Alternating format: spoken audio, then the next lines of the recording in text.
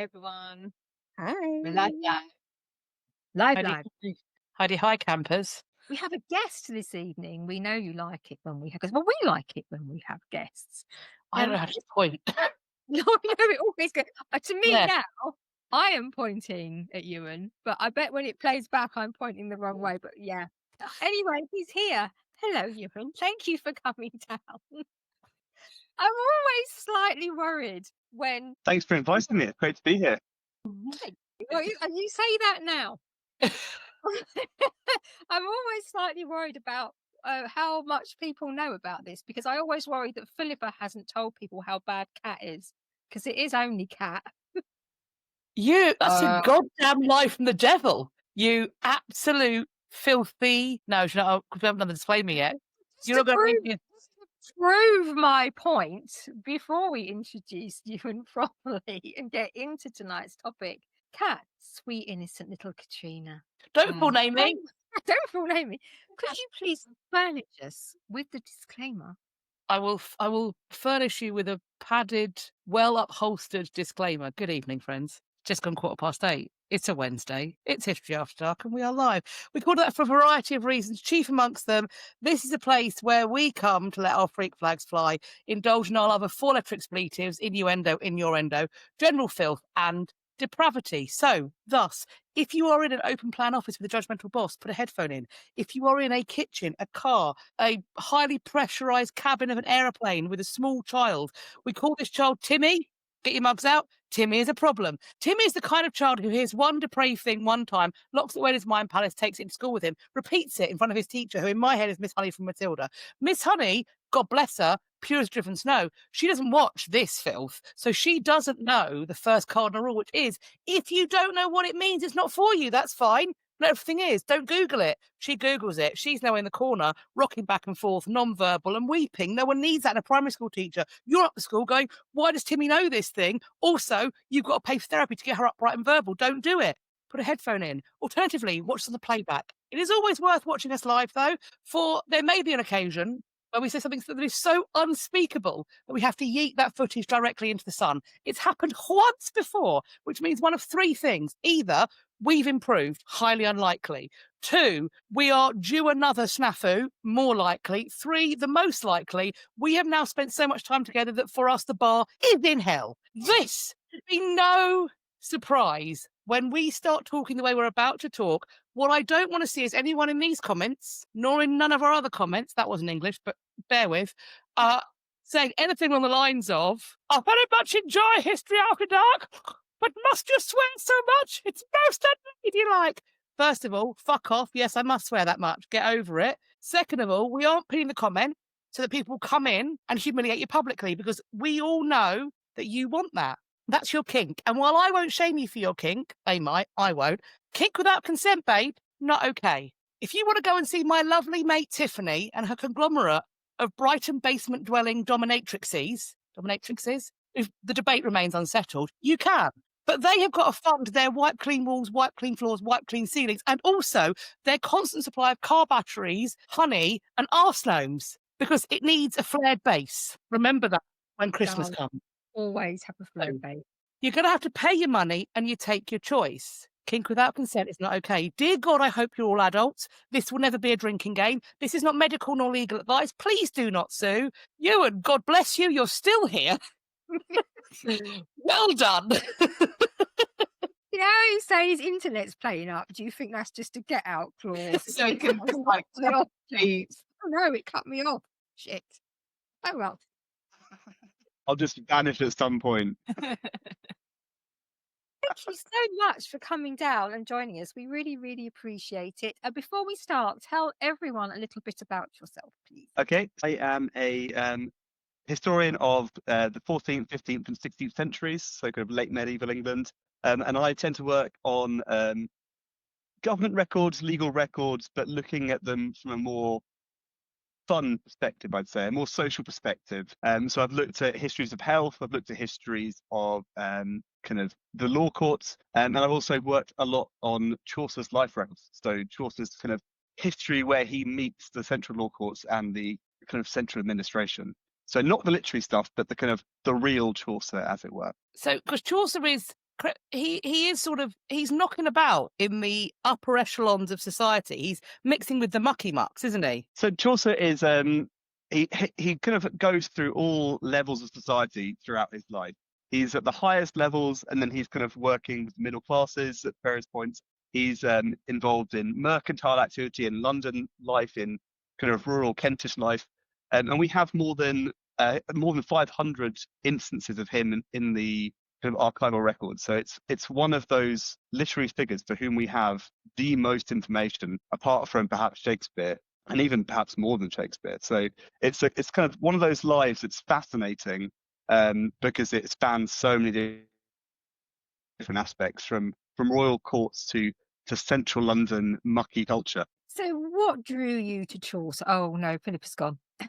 What drew you to Chaucer? What makes him such a fascinating figure for you to study? So I think for me it's because as I said, he kind of appears in all these different facets. And what's most interesting is actually that we kind of see all of these in isolation, so you don't actually get a real full picture. So when you're studying his life, there are almost more mysteries uncovered by each new life record than actual answers. So it's a really tied his literary works, which are between being high kind of romanticism, high courtly culture, and arse jokes, and it's trying to place the individual within that context that I find so fascinating. Sounds like he's in the right place. He's one of us. Oh dear. Right. So where should we start, ladies? Shall we start at the beginning?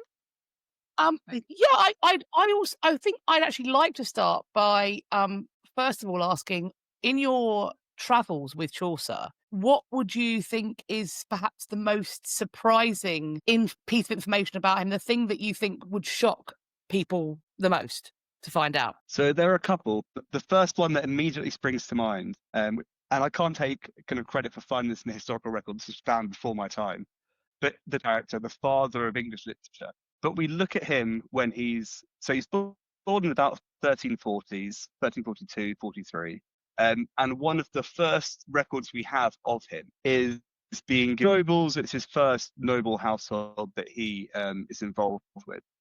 And he's given clothing which is described as, I think, 4 shillings for a paltock, which is a kind of short top, shorter than a doublet, but kind of, if you think Heath Ledger in A Knight's Tale, it's that kind of classic, slightly revealing but not quite kind of lacy top almost.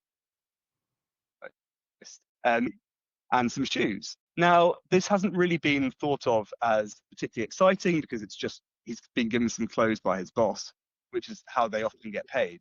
Except if you look a few years later, when we get a kind of aftermath, a second round of the plague hitting England, it's exactly these types of clothes that are being blamed for the Black Death, for the outbreak of plague in England. And it's because they are extremely revealing. So these tops are very short.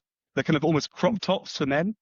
And then we've got very tight, stripy leggings / kind of tights, and then extremely pointy shoes. So you might have seen kind of medieval depictions of people wearing very pointy shoes. That's the kind of vibe that we're talking about here.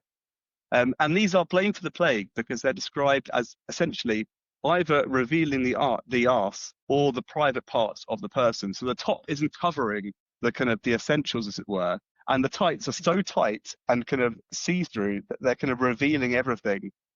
And so you think of the father of English literature, and then you think of him essentially as a kind of showing off his bits on the streets of London. And it's a really interesting image to sit side by side. You can go and work for Tiffany. No, I've got to say, the idea of Chaucer just strutting around town with his moose knuckle out makes me die. And these are also blamed as being European fashions, essentially. Yes, our continental cousins. So it's that kind of cultural. Yeah. So that's the one that sticks in the mind the most.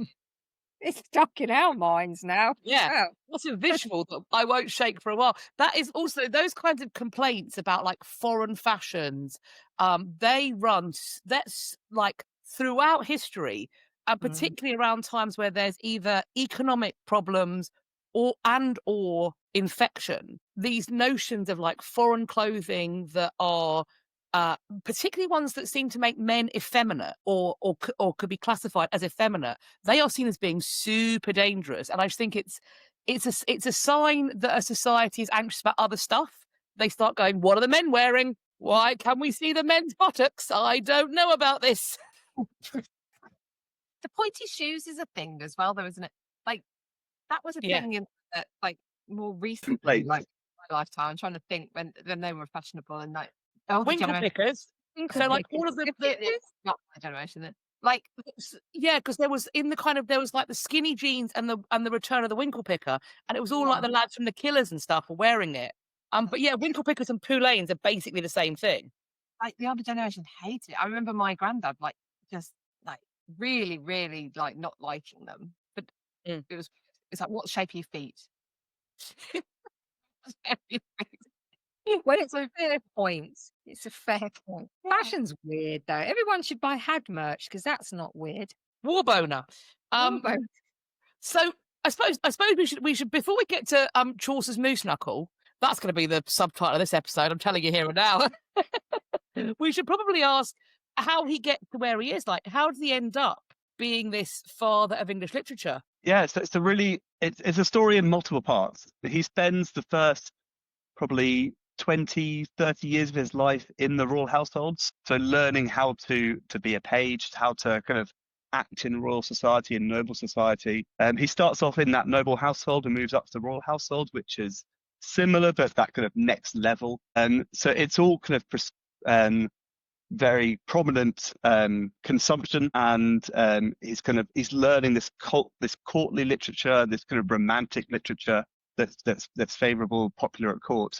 But I would argue it's actually when he leaves that service and moves to so he moves to civil service in London, and that's when I think his actual writing begins, leaving that literary circle and moving into accountancy. And yet that's when he starts to kind of start to experiment, I would say, with different types of writing. And I think also he's getting very different experiences. And one of the things that I think really tracks through to his later work is that he's picking up ideas about mercantile culture, about legal culture, about he's kind of interacting with these different individuals on the streets of London, and that really stimulates his writing. The other thing that really stimulates him, I think, is the fact that he gets a gallon of wine a day from 1374 from the king. So these kind of gifts of wine are not uncommon, but you'd normally get a barrel of wine that you could perhaps sell or use over the course of a year. He gets a pitcher of wine a day, which is probably equivalent to a gallon of wine. And it's not only so. Also with these grants, they tend to be you either collect them from the Exchequer, you might collect them from the Tower of London. He collects his from the Port of London, where he's just been given a job. So he's literally not even leaving his workplace to get a gallon of wine each day. And I think that if anything's going to stimulate your writing, that's it. To a point. so he's fickle. If anyone's going to lead you to walking around with your bits hanging out, a gallon of wine will probably do that as well. He's naked. He's got a beer jacket on. He's like, quick, get my nipples out. I'm a moose knuckle. I'm too hot. I'm full of wine. Yeah, it's a fascinating environment. Yeah. And I suppose because obviously the thing that he's most famous for is the unfinished Canterbury Tales. But even with what we have, it's still an enormous body of work. And you can certainly see what you're talking about, that he has this connection and this mix within society, because my impression of the Canterbury Tales is that while there is certainly judgment attached to people, it doesn't feel class-based. It feels like based upon behaviour. And everybody's kind of equally shit. Everyone equally has the capacity to be problematic. And I think there's a realism in the Canterbury Tales that is often, I think, surprising. Yeah, I completely agree. think there is this kind of idea of what's called estate satire. So you take the mick out of the rich, you take the mick out of the middle classes, but you do it kind of equally across the board. And I think that's where he kind of fits into the stereotype of how the genre works, but I think he also twists it slightly. And he has these. This is where the Canterbury Tales is really interesting, in that he's mixing and matching tales of knightly culture and then a miller, which is all about kind of fart jokes and that kind of stuff. So he's setting them alongside each other, which I think is exactly what you're saying. It dilutes that social aspect to it, and that it's all mixed together. And I do think obviously a lot of the kind of the knightly stuff, the chivalric stuff, is taken from Italian texts. It's taken from literary culture of the time. But I do think we can see his own interactions with London culture coming out of that. And so one example, and there's been the whole, can we identify Chaucer's pilgrims? And can we say this person is the knight, this person is the reeve, this is the summoner? And it's now deemed to be a bit naive that you can actually pin it down to one person. But I think you can pin it down to some ideas of things that he's experiencing in this role. So one of my favourite Canterbury Tales is the Canon's Yeoman's Tale, which is an absolutely mad one. It's not one that many people know. So the Canon's Yeoman, or the Canon, they're not included at the start of the general prologue. They just kind of appear towards the end of the Canterbury Tales. And in the narrative, they rush up and they meet the pilgrims and they tell the story kind of completely off the cuff. So that kind of says to me that perhaps this is an idea that Chaucer's come up with late in the day and been like, actually, let's chuck this in. This fits perfectly. And it's a story about alchemy and alchemical swindles. So it's a bit like all those kind of TV shows about, swindlers doing kind of cons. In this one in particular, he's saying he can do alchemy, this Canon. And actually what he's doing is dropping coins out of his sleeve into the pot at the end. So kind of pretending he can make gold, but he's faking it the whole way through. And it's a really interesting tale about kind of transformation and alchemy, but it ties almost exactly with an actual legal case from the 1370s in which Chaucer knew the people involved. So it's this case, it's a man called William de Brumley. He's accused of making fake coins or fake metal and selling it to the Tower of London. He gets away with it once, and on the second time he's caught and brought for trial. And these alchemical coins or metals that he's made are brought before the King's Bench in London and kind of assessed by an expert witness panel.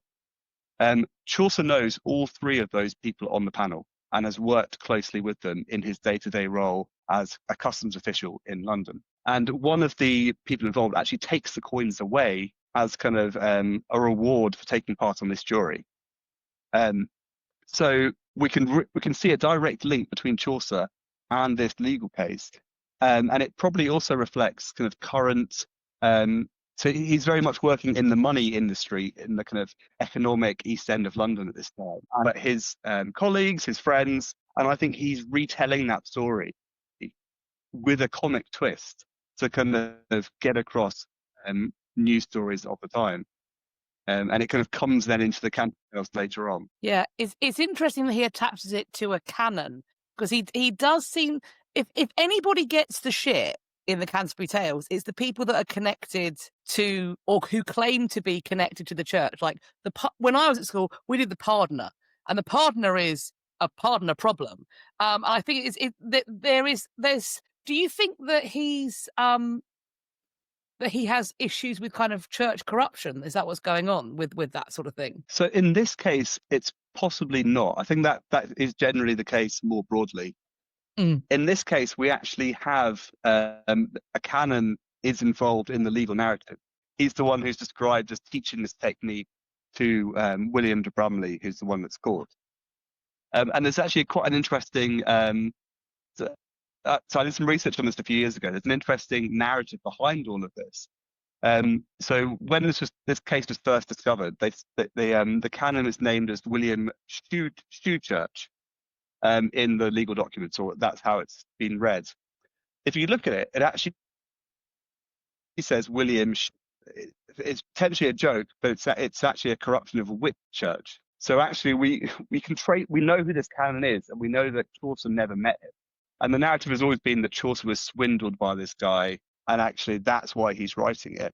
But in actuality, it's probably more that he's just heard this case. We know he's around Westminster when the case is being heard, so he probably hears it or kind of talks to his colleagues, and that's where the narrative comes from. But in other cases, we do see kind of well, Chaucer never really pins himself down to one side. There is this kind of anti-church narrative elements in some places, and other times he's kind of pro-church. This is a time when the church is really struggling with reforms, and Lollardy and Wycliffeite ideas, the kind of early Protestant ideas. And Chaucer's very clever at not pinning himself down to one side of the debate. I think he's suspicious, but never really takes one side definitively. Did he write this with thought of being seen by other people? Was it published in his life? I don't. What's he got in mind when he's putting this together? So I didn't quite catch that. What's Chaucer thinking when he's writing this? Is he thinking it's for an audience, or is it just for fun? The question of we think it's probably it's kind of almost a storytelling culture. The fact that the Canterbury Tales starts at the Tabard Inn in Southwark and then kind of proceeds from there does intimate perhaps that this is the kind of you go to the pub and you tell stories, and that's he's kind of telling them to either his social class or a kind of a meeting of different social classes in the inn. We don't really know, but it's this kind of clubby atmosphere where you turn up, you tell a story, and then someone else tells a story, and it kind of goes from there. But he's elevating it to a more literary form. There's also an interesting question about the role of Harry Bailey, who is the host of the pilgrimage, who is the landlord at the Tabard Inn, and we can definitely associate him with a real life figure that Chaucer knows, works with, interacts with. And there's a question of, is this actually an advert for the Tabard Inn at the heart of it? Is this is a fun place you can come and meet different people and hear fun stories, and hear interesting tales like this? Is there an element of that to it? We simply don't know, but it's an interesting question. Some early marketing. That's fascinating. Like a little bit of a side hustle. Kind of commando marketing, getting it into the text without being overt. Ooh. Yeah. Oh, I think it's one of those things because in a post-Reformation Britain, it's very hard for us to, I think, connect with what Canterbury represented and equally what Walsingham represented, and how much it was part of a pan-European, pan-Christendom trail of pilgrimage, that Canterbury, it could easily have the prominence of Lourdes today. I mean, for God's sake, the existence of the shrine at Canterbury is the reason Dover Castle exists, and I think we've lost the understanding of just how big a deal this trip was. What can we learn about pilgrimage from Chaucer? Because obviously some of these are quite ropey pilgrims. Yeah, I think the main thing that really sticks out to me is that pilgrimage is for all levels of society. So you have these kind of very base characters. You have knights, you have monks, and obviously not in the Canterbury Tales, but elsewhere we find royals going on major pilgrimages to Canterbury and elsewhere. So I think it kind of highlights how prevalent it was, and how broad and diverse a group you might find. Just the very fact that this major literary work is founded in a pilgrimage narrative is so fascinating. So you don't really get this. You get this in literature. You get this idea of multiple characters telling their stories. So Boccaccio's Decameron in Italy is the kind of standard for this, but you don't get them within that pilgrimage narrative, and that's where I think he's playing with these different forms. So he's playing with the Decameron idea, but then situating it within a very different but common idea of a pilgrimage. And it's an idea. It's a space where characters are on the move, and so they're not limited by their social barriers, they're social de rigueurs. The knight can mix with a miller, and it's actually not uncommon in these spaces. It's almost a limit. Even the inn is almost a liminal space where these characters might mix.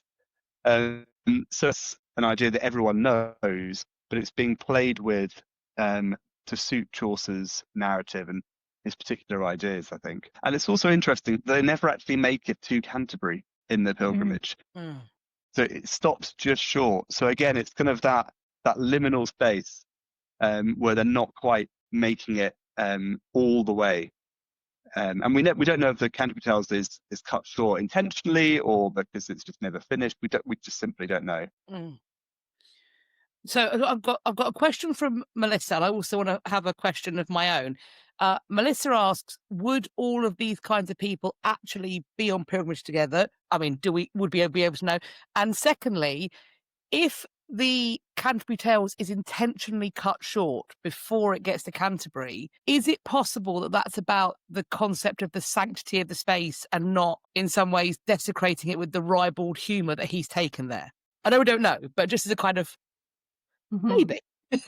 So to answer the first question first, I think it's unlikely that they would have set out this group of people would have set out together.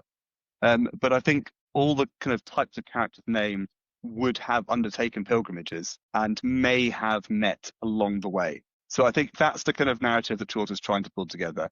But to give it a narrative arc, they start at the tabard and then proceed off as a group. So I think in reality, it's more incidental rather than planned. But we know, for example, that groups, once they had met together, might have a kind of a leader, a host, as it were, to guide what's going on. I mean, if you're going as 20 people down to Canterbury, you need someone to point the right way and be like, actually, it's left, not right here. So you need someone to take charge in any event like this. But yeah, they wouldn't have come together intentionally, I don't think. And in terms of the kind of sanctity idea, that's a really interesting question. And as you say, we simply don't know. Chaucer very clearly sets out in the general prologue that there is meant to be a there and back narrative. So each pilgrim is meant to give kind of stories on the way there and on the way back. So if he is stopping it short of Canterbury, that's a very deliberate move. But it's one of these things that we simply don't know, and it would be fascinating. I'm kind of the opinion that the Canterbury Tales isn't finished, and by the time of Chaucer's death, but it's kind of up in the air. People really shouldn't write stuff that they're not prepared to finish because it's very inconvenient for the rest of us further down the line. Someone who hasn't finished a book that was promised 2 weeks ago, I'm in that stage right now. Oh, We'll get there. It'll be fine. I mean, it could be worse. You're only a couple of weeks out. Look at Yeah, George R.R. Martin.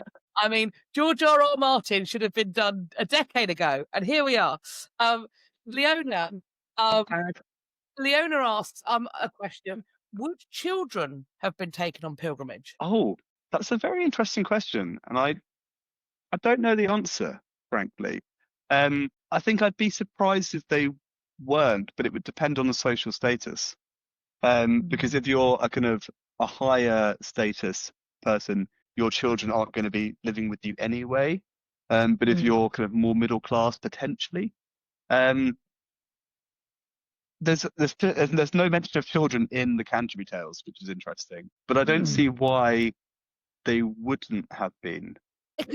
But maybe weird. they're not the. We don't hear, for example, when the French king comes over because his son's sick. Obviously, his son's not with him, but he's a king. But equally, like when ladies go to Walsingham to give thanks for birth, they don't seem to take their babies with them. Or at least it's not mentioned. But maybe it's not mentioned because it's expected they'll be there, and it's just the kind of it's normal. There's no reason to be like, my baby. Yeah, and when you're going in that circumstance, I guess that your main premise isn't kind of celebrating the birth of that baby. It's thanking God for it all having gone well. So I guess that's one focus. You get a similar thing. I'm thinking of Henry VI's shrine at Windsor in the 15th century, and there are lots of stories about children getting buttons stuck places, children getting stuck in wells. But there's no evidence of children going to Windsor. So yeah, it's an interesting question. I'm not actually sure. So you're going to have to pardon my ignorance here. So what other groups of people might be deliberately put aside to go on pilgrimage, and is that reflected in Chaucer's work? So I think in the pilgrims that Chaucer chooses, it's a kind of a grouping of different levels of society, but it's meant to be he's picking groups that can be satirized quite easily. So knightly culture is an easy one. Things like the summoner, who's kind of meant to be a kind of slightly wicked character. Again, that's someone who could be parodied quite easily. You've got the kind of the miller, who's the kind of the base person, and he's used as a counterweight to the knight. So I think it's not necessarily reflecting exactly who would go on pilgrimage, but it's partly also who he wants to parody. And the idea is that everyone can go on pilgrimage, but these are the ones who, in kind of culture at the time, can be skewed, as it were. It's almost like a spitting image of the 14th century. Like, who are the ones that we can really easily get away with a caricature of in a story that people will just get without having to explain in lots of detail? So caricature, the familiar. Are there any female characters? The nun, there's the nun's tale is in there. You also got the wife of Bath, is one of Chaucer's kind of most prominent writings. So there are plenty of female characters kind of throughout the narrative, and they're all parodied in equally scurrilous ways. Yeah, there's a lot of female characters in there. There was a BBC adaptation of some of the Canterbury Tales, and I want to say that Billy Piper played the wife of Bath. I feel that it was and it was supposed to be very saucy pants. Would you like me to Google it? Yeah, I think it was Billy Piper that played her. I think it's safe to Google. It sounds like it's safe to Google. We'll find out, won't we? We'll soon see. It sounds right to me. I've not actually seen the BBC adaptation, but I've heard it's very good. Yeah, there was a discussion about it maybe being shown to us in school, and I think there was some debate as to whether they could get away with that or not, on account of some of the themes being potentially unsuitable for nice young ladies. Little did they know what dreadful harridans we all would grow up to be. Yes. Oh, Julie Walters, James Nesbitt. All-star cast. Edward Street is a sly, stiff, and utterly sexy James Nesbitt. He was compelling as the con artist hell-bent on seducing a glamorous Billy Piper. I knew it. It was there. It was in the Night Palace. So you were saying about how you have been looking through his household account. There's been a brilliant. Go on. Oh, the Gremlins. Sorry, I was going to say there's also been a very good adaptation of The Wife of Bath's Tale, the Wife of Willesden by Zadie Smith in the last few years. Very, very good. Can recommend. Fabulous. Fabulous. It's based on it's The Wife of Bath, but in Willesden. Cool. You have to check that out. With his household accounts, and we've heard about his the gifts he's given of indecent attire. Do we get a sense of Chaucer being an individual who enjoys luxury, or is he a more frugal sort? What's the sense you get from looking at the accounts? So we don't have his accounts as such. We have the accounts of the households that he's serving in, and then we have records of kind of things being given to him. So he has a regular payment from the Exchequer that he gets twice a year. He has one, his wife has one. That's kind of just a regular kind of wage for being in the household. But we also have instances of him in his kind of daily life, so his wages from that. So for most of his life, kind of from 1474 through to about 1494 to 1392, he's doing pretty well. But we don't have a sense of what he's buying for himself. But he's relatively wealthy. He's mixing in kind of high upper middle class society, trendy society. We know he's doing well. He talks about, but he's also kind of living this slightly Spartan existence in that he appears to be working and then going home and working on his literary works in the evening. So in one of his literary texts, he talks about kind of working at the Customs House in London and then go on his reckonings and then going home to work on another book, which is probably potentially early stages of the Canterbury Tales or other texts from this time. And he's not living with his wife. So he's kind of living in possibly Aldgate. He's got an office in Aldgate, but he's kind of living somewhere in London. And it sounds like he's kind of just going home and just writing. So it's not that kind of particularly conspicuous consumption that we might expect from some figures. He then moves away from London and it's a royal appointment, but he gets robbed in Deptford, at a place called the Foul Oak. And after that, he very shortly gives up that role and slightly becomes a bit poor, and he's kind of struggling a little bit. And then he comes back to the royal household later in life. So it's really hard to get a sense of him as a person, but we can see him going through these kind of periods of being well off, then being poor, and then kind of coming back. His final poem is basically a plea to Henry IV about being poor and saying, kind of, please give me some more money, please give me some annuities, please support me. And he does that all in the context of making jokes about sexual body parts. So he talks about his purse being empty, but he kind of refers to the purse as a scrotum. So it's kind of he's making this final plea, but he's doing it in a kind of courtly style for the time. And was this final plea successful? Is that to make the So king? he can never quite get it out of his system. Yeah. It's essentially trying to frame this plea for money within this kind of courtly literary culture. So kind of like he's trying to frame it within a way that will entertain the king, with whom he's got previous kind of connections, to be like, this is my ask, please help me out. Please. I need a longer doublet. Yes. Not as good as it used to be. Oh, see my ass. I need a longer doublet. I'm doing it to see it, then give me the money anyway. The thing is, he must have been all right by the end of his life, because his son is a courtier and a politician, and his granddaughter ends up being a duchess. Yeah, there's his son, one of his sons, Thomas Chaucer, gets this very he becomes the king's kind of wine butler. So continuing that wine theme right through into the 15th century.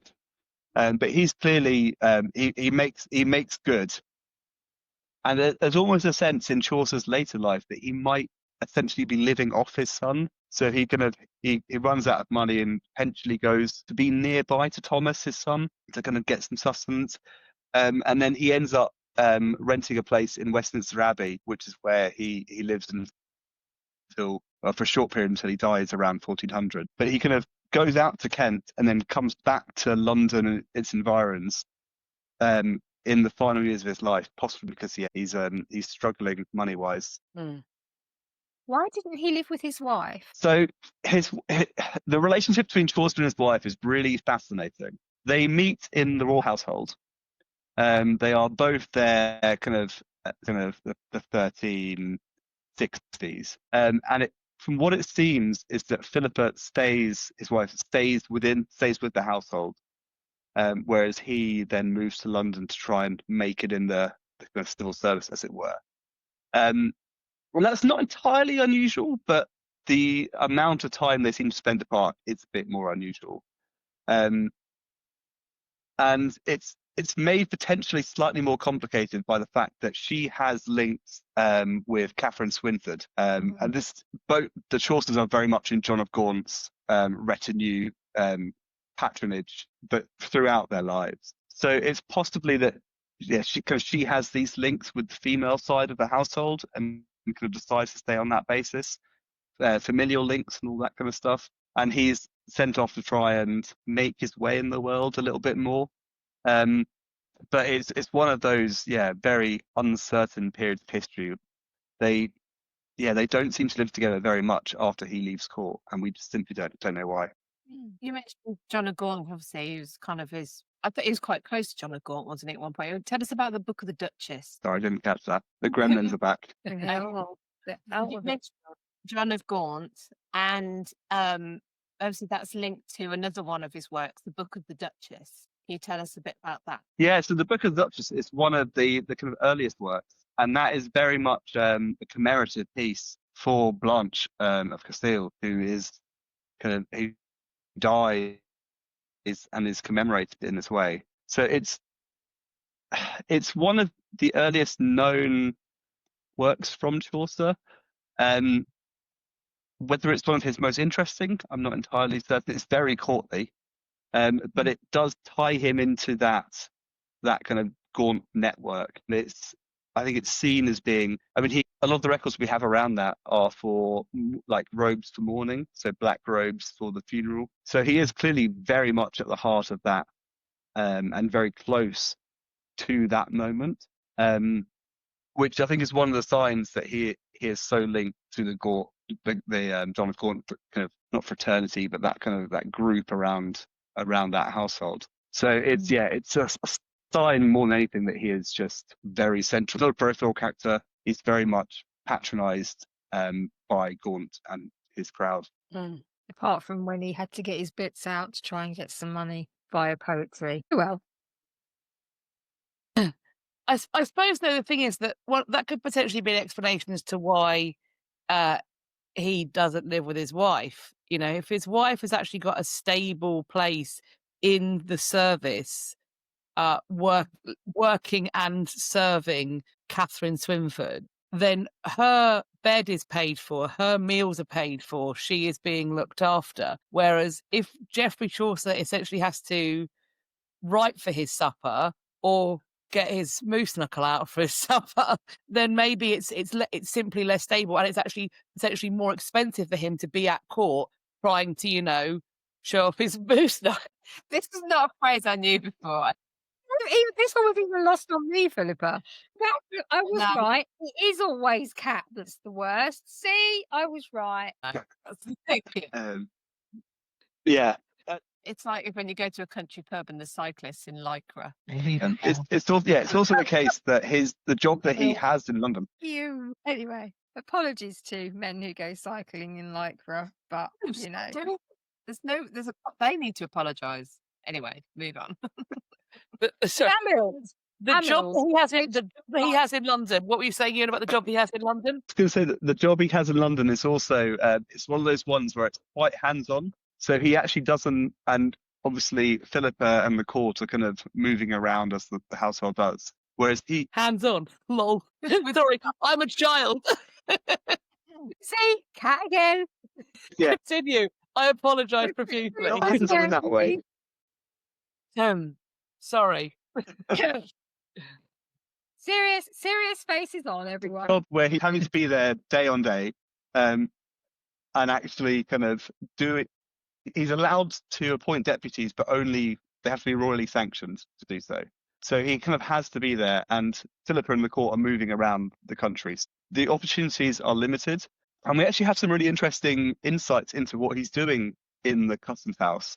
So what his job is, not customs collector, he's the auditor. So he basically oversees the whole thing.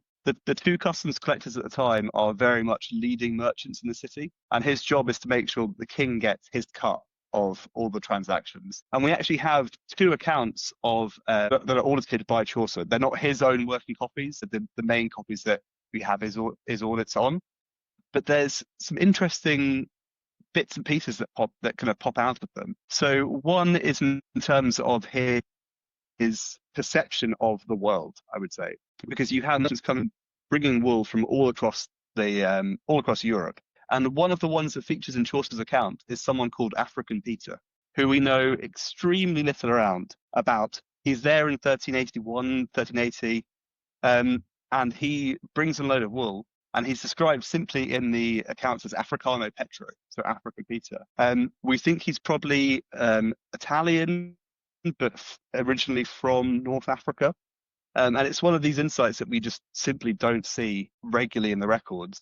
But he pops up under Chaucer's reign, and it's a really interesting thought process to think, okay, what is Chaucer actually picturing in this environment? That's the wool customs. He also does what's called the petty customs, which is anything that's not wool. Wool being the big thing, kind of anything else is petty. But in those petty accounts at the same time, we see things like monkeys being brought in. We see spices from Asia. We see the world trade coming into London, and it's people also often see London as this very kind of medieval London as this very white insular area. But I think through Chaucer we can see for a start that it's really, really not, and that you're actually getting experiences from all over the place coming through, and Chaucer's auditing all of it. Wow. What an insight. Yeah, Really. There are no monkeys escaping, though. Monkeys escape elsewhere, but not in Chaucer's customs house that we know. He keeps a tight monkey-based ship. Those monkeys are tightly. I believe The monkeys are in their cages. He keeps it's all shape and crystal fashion, monkey-wise. he's sharing his wine with them. That's why he has to have a Yeah, gallon. shit, he's got a piss. everywhere. They're just annihilated 24/7. Yeah, I mean the kind of the history of menageries and the ways in which they understand how to treat animals. I always think to that elephant at the Tower of London, and they were like, "Well, it comes from a hot place. Meat and red wine make you stay hot. Let's give this famous herbivore a load of red meat and claret." And they feed nails to something. Was it as well? Did they? I wouldn't be surprised. I wouldn't be surprised. Oh, that's a half memory. It might come back to me. Yeah. They thought there was some myth that came with it, and they thought it needed metal. Anyway, yeah. Didn't Yeah. work out well. Well, I mean, Matthew Parris was just excited that he was like, and look, the elephant does have knees. I'm going to draw a picture of the knees. Well, some people are easily pleased, aren't they? So, you know. I mean, it's better than Henry VI ostrich. What happened Oh. there? Thinking we all need to. Oh, hear so, about yeah. So Henry VI ostrich is taken to East Anglia in the 15th century, and people go wild because they've never seen an ostrich, and they have a riot, and they arrest the ostrich, put it in prison, and pluck all of its feathers. Oh, hang on. Sorry, did they that's arrest awful to laugh at. But What did they arrest it for? I'm not being funny. What did they handcuff? The wings, the feet? I think it's basically because it causes a riot, They were Oh, brave. and so they put it in prison. Yeah. Oh my god! It could have That, gutted. that showed it. Yeah, I bet it was standing. I've seen the error of my I ways. would imagine it wasn't in the best of health. I've been plucked. I shouldn't imagine so. Humiliate, naked. It's got his moose knuckle out. It's got his ostrich knuckle out. Where did he get the ostrich from? Oh, Was they get somebody them as else- gifts. They get kings get given gifts of all sorts of weird stuff. Who would have sent him an ostrich?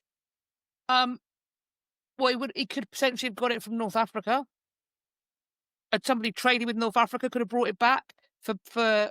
Where'd you get an elephant from? Someone sent it to you. They had lions and tigers and a polar bear.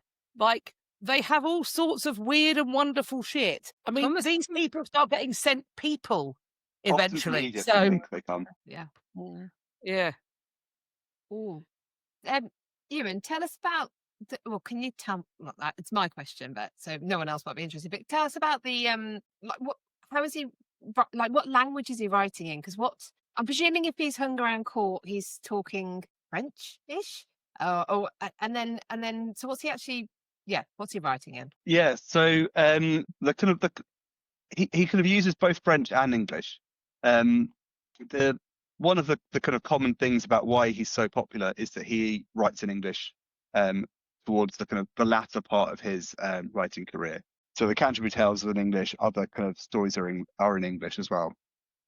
And this is kind of deemed to be groundbreaking. It's not really, other people are doing it, but he very much takes English on in this major work, the Canterbury Tales, and kind of foregrounds it in English. And there's some interesting stuff actually. He actually, in some of the stories in the Reeves Tale, for example, he plays around with accents. So he kind of depicts people with a northeastern accent as a kind of a joke as part of it, or he's kind of referring to them in a certain way. But very much the fact that the Canterbury Tales is in English it's groundbreaking in the size of the work being in English, but it's not the first or only English work of its time. Other people are doing it. He just kind of hits it big in English, as it were. But other texts, the earlier texts in particular, Courtly's texts, you are kind of seeing more Latin, more French kind of elements coming in. And he's translating as well as part of this early kind of courtly work. So he's playing around with languages, but yeah, English is a big one, and he's kind of attributed with developing London kind of Southern English as historian, really. So I kind of stay equivocally on that fact, but he's definitely foregrounding English as a major language. Mhm. But then in his own text, he's actually working in Latin and French frequently. Wow. I mean, that in and of itself is, at the time, potentially quite like politically charged in a spiritual context, because we talked earlier about that he's around at the same time as the Lollards and the Wycliffites, and of course they're trying to produce a New Testament in English. So he's potentially chiming in with something that's maybe a bit heretical. But I think it's partly that, but I think it's also a wider change in political culture in England at this time. For example, Chaucer sees a lot of innovations during his lifetime. It's a real period of change in English history. So one example is the adoption of a Speaker of the House of Commons in kind of 1375, 1374, 5, 6, depending on when exactly you pick that change. But that's a role that's been attributed to Chaucer's own kind of portrayal of himself as the narrator of text. It's just, you're kind of seeing this speaker in a political sense. He sits as an MP for Kent in 1386. So that's one element, as well as the kind of Wycliffite era, which I think he largely distances himself from. I think there are elements where he's trending towards it, but he's largely trying to stay. John of Gaunt is a big advocate of the Lollards and Wycliffite ideas, or Wycliffite ideas rather than Lollardy. But I think Chaucer tries to slightly distance himself from that. Whereas within the political sphere, you can see actually this is the role where kind of English ideas or discussions are kind of coming to the fore. I'm thinking he's buried in Westminster Abbey, and if so, how does he get there? Yeah, so he is. He's living in Westminster Abbey towards the end of his life. He gets a lease kind of either late 1399 or early 1400. I can't remember exactly when, and then dies not long after that. And his house where he's living there is just off Westminster at the time. I think it was previously owned by his son, and he kind of moves in there as almost a retirement home, but maybe not quite. He's not that old at this point. But he is buried, and he becomes the founder of what becomes Poets' Corner. The tomb itself is later, so he's kind of buried there, and then he's remembered, as it were, with a new tomb later on, or kind of a development of the tomb later on.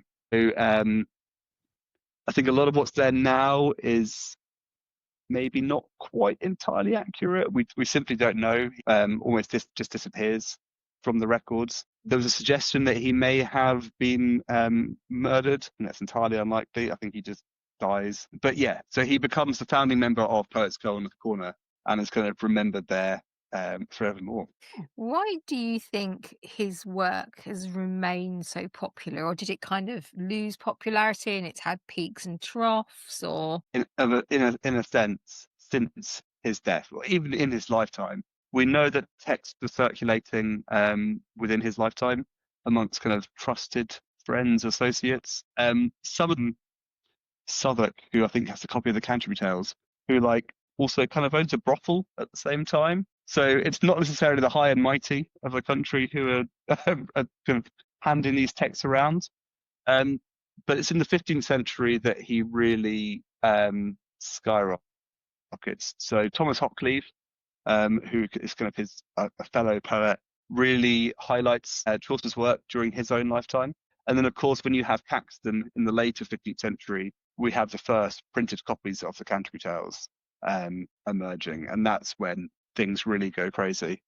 And it's amazing to think how popular he's kind of remained ever since. Tend to take him and elevate him as this kind of father of English literature. I'm not sure how comfortable I am with that term, but I think people have always appreciated him. And in the last 150 years, it's gone to it all because so in the 19th century, someone called Frederick J. Furnivall, who is the founder of the Oxford English Dictionary, is very heavily involved with the Chaucer Society of the time, and they start searching for life records, and they kind of start the search for the 500 that we now have, just to try and find them. It's a frankly absurd way of doing research, because they are just trawling, and they're hyper focused on him, which is an aspect I don't think we would do nowadays.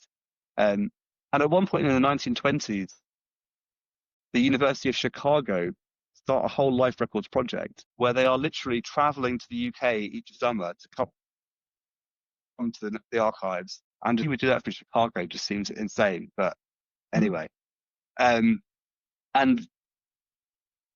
because of what they find, they kind of regenerate a new sense of interest in his life and times as well as the literary works. So it's something that goes in peaks and troughs over history, but it's always kind of been there bubbling under the surface, is his interest in Chaucer. I feel like I'm very lacking in this department, and I need to do something about it to regain my self-esteem, which is quite low. So, you know, but at least I don't have any bits of me hanging. But then, having said that, I have got my beaver out this evening. Yeah. I was trying to explain to my daughter's new boyfriend our mascot, Roger the Beaver, over dinner tonight. Can you imagine? It's Well, quite if sorry. he's still a boyfriend after this, he's a keeper he's because a he can put up with whatever's going on here. Through his, his business conscious. That's the initiation done. One of us. Speaking of which, you are now one of us.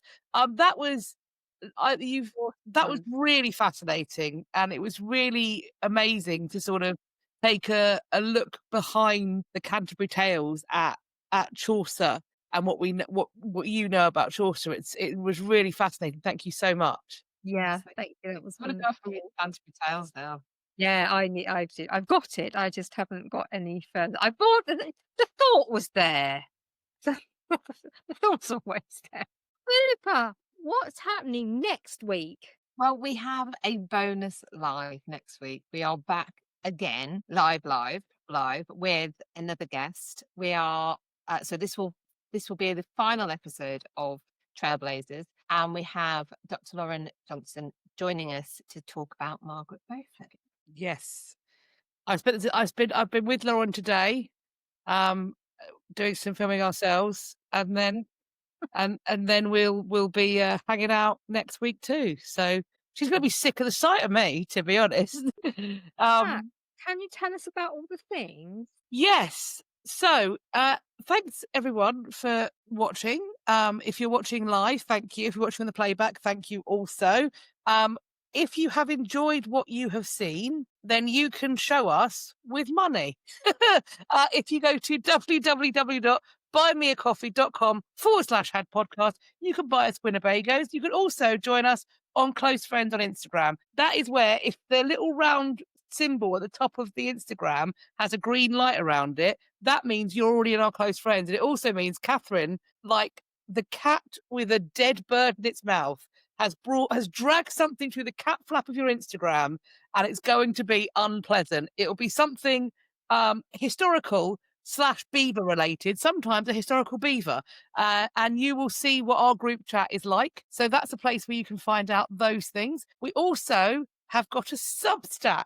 That is a place where you can go to find out things we're up to. You can listen to this as a podcast. It's got links to our merch. The Substack is History After Dark Hub. merch.substack.com. We have all types of merch. We have Warboner merch, Rough Beaver merch. We have you've got Norman conflict resolution merch. We also have Iceni conflict resolution merch and Roman conflict resolution merch. Timmy is a problem. History of Stark. No fee free on the internet, and no doubt more merch coming soon. You can also find us on our individual Instagrams, TikToks, etc. All of it will be linked. Ewan, where can they find you though? Instagram at Ewan Roger. It's the best place to find me. And the National Archives website. Spectacular. Thank you so much. Is there anything else that I should be saying? Have I forgotten anything? No, I don't think so. In which case, I'm going to once again thank Ewan for spending this time with us and for tolerating the gremlins and our general film and my repeated references to moose knuckles, which I can't stop saying. It's such a pleasing term. On that note, on that note, I'm going to take my moose knuckle and exit stage left. But for all the rest of you, be good. And if you can't be good, be careful. And if you can't be careful, for the love of all that is holy, do not get caught. We're going to leave in 3, 2, 1. Bye.